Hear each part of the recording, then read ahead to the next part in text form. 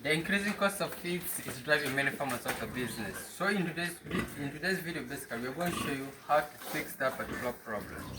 So this is what we use on our farm. We use maize bran, soya, sometimes cotton seed cake, and some premixes. So let me take you to our store and I'm going to show you the major ingredients we use on our farm. So this is our store, this is our feed store. So right now what we have here, we have maize bran and then we have soya. But right now the soya is out of stock. The cotton seed cake and some of the premixes, they're out of stock. This is what we normally use. These ones are out of stock.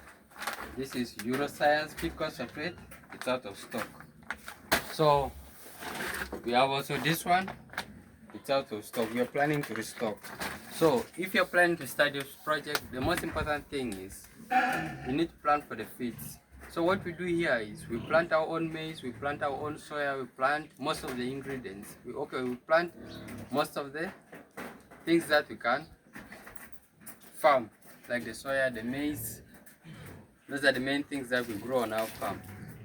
Okay, then we process. So let me take you, I'm going to show you our machine for making pellets because it makes the feeds on our farm ourselves. Let's go. Here we go. Okay, this is the machine we use for making feeds on our farm. Okay, what we basically do is we make pellets on our farm.